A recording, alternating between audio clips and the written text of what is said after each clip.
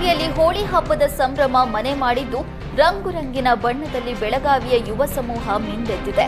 BJP ಶಾಸಕ ಅಭಯ್ ಪಾಟೀಲ್ ನೇತೃತ್ವದಲ್ಲಿ ಹೋಳಿ ಕಾರ್ಯಕ್ರಮ ಆಯೋಜನೆ ಮಾಡಲಾಗಿದ್ದು ಬೆಳಗಾವಿಯ ವ್ಯಾಕ್ಸಿನ್ ಡಿಪೋ ಮೈದಾನದಲ್ಲಿ ಅದ್ದೂರಿಯಾಗಿ ನಡೆದಿದೆ. ಮತ್ತೊಂದೆಡೆ DC Mohammed Roshan, SP doctor Bheemashankar Guled ಕೂಡ ಬಣ್ಣ ಆಡಿ ಸಂಭ್ರಮ ಪಟ್ಟಿದ್ದಾರೆ. ದಾವಣಗೆರೆ ನಗರದಲ್ಲಿ ಹೋಳಿ ಹಬ್ಬದ ಸಂಭ್ರಮ ಜೋರಾಗಿತ್ತು. ಕಾಲೇಜ್ ಹಾಸ್ಟೆಲ್ಗಳಲ್ಲಿ ಬಣ್ಣ ಹಚ್ಚಿ ಕುಣಿದು ಯುವತಿಯರು ಕುಪ್ಪಳಿಸಿದ್ರು. ದಾವಣಗೆರೆ ನಗರದ ರಾಮ್ ಅಂಡ್ ಕೋ ವೃತ್ತದಲ್ಲಿ ಹೋಳಿ ಸಂಭ್ರಮ ಮುಗಿಲು ಮುಟ್ಟಿತ್ತು. ಡಿಜೆ ಮ್ಯೂಸಿಕ್ಗೆ ಹೆಜ್ಜೆ ಹಾಕಿದ ಯುವಕ ಯುವತಿಯರು ಪರಸ್ಪರ ಬಣ್ಣ ಎರಚಿಕೊಂಡು ಶುಭ ಕೋರಿದ್ರು.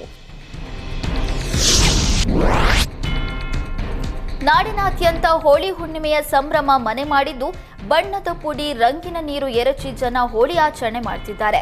ಉಡುಪಿ ಜಿಲ್ಲೆ ಬ್ರಹ್ಮಾವರ ತಾಲೂಕಿನ ಕುಡುಬಿ ಸಮುದಾಯ ಸಂಪ್ರದಾಯದಂತೆ ಹೋಳಿ ಆಚರಣೆ ಮಾಡಲಾಗುತ್ತಿದೆ.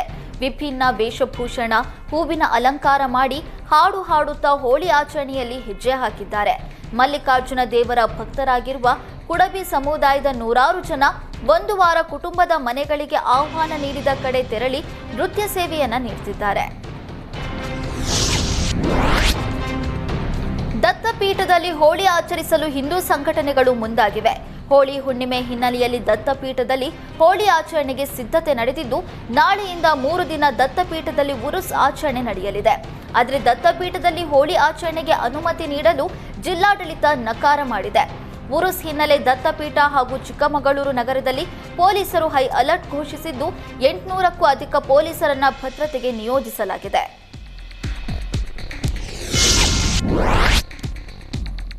ವಸತಿ ಯೋಜನೆಯಡಿ ಮನೆ ಕಟ್ಟಿಸಿಕೊಳ್ಳಲು ಸಹಾಯ ಕೇಳಿದ್ದಕ್ಕೆ ಮಹಿಳೆಯನ್ನ ಮಂಚಕ್ಕೆ ಕರೆದ ಘಟನೆ ಕಲಬುರಗಿಯಲ್ಲಿ ನಡೆದಿದೆ. ಕಲಬುರಗಿ ಜಿಲ್ಲೆಯ ಕಮಲಾಪುರ ತಾಲೂಕಿನ ಮರಗುತ್ತಿ ಗ್ರಾಮ ಪಂಚಾಯಿತಿಯ ಸದಸ್ಯ ನೀಲಕಂಠ ರಾಥೋಡ್ ವಿರುದ್ಧ ಆರೋಪ ಕೇಳಿಬಂದಿದೆ. ಮಳಸಾಪುರ ಗ್ರಾಮದ ಮಹಿಳೆಗೆ ಫೋನ್ ಮಾಡಿ ಲೈಂಗಿಕ ಕಿರುಕುಳ ನೀಡಿರುವ ನೀಲಕಂಠ, ಪಂಚಾಯಿತಿಯಿಂದ ಮನೆ ಮಾಡಿಸ್ಕೊಡ್ತೇನೆ, ದುಡ್ಡು ಕೊಡು, ಇಲ್ಲವಾದ್ರೆ ನನ್ನ ಜೊತೆ ಮಲಗು ಅಂತ ಒತ್ತಾಯ ಮಾಡಿದ್ದಾನೆ.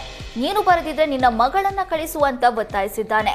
ಗ್ರಾಮ ಪಂಚಾಯಿತಿ ಸದಸ್ಯನ ಕಿರುಕುಳಕ್ಕೆ ಬೇಸತ್ತ ಮಹಿಳೆ ಕಮಲಾಪುರ ಪೊಲೀಸ್ ಠಾಣೆಗೆ ದೂರು ಸಲ್ಲಿಸಿದ್ದಾಳೆ.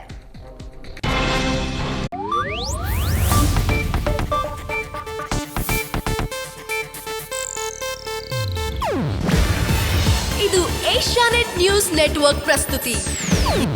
ನೀವು ನೋಡ್ತಿದ್ದೀರಾ ಏಷ್ಯಾನೆಟ್ ಸುವರ್ಣ ನ್ಯೂಸ್.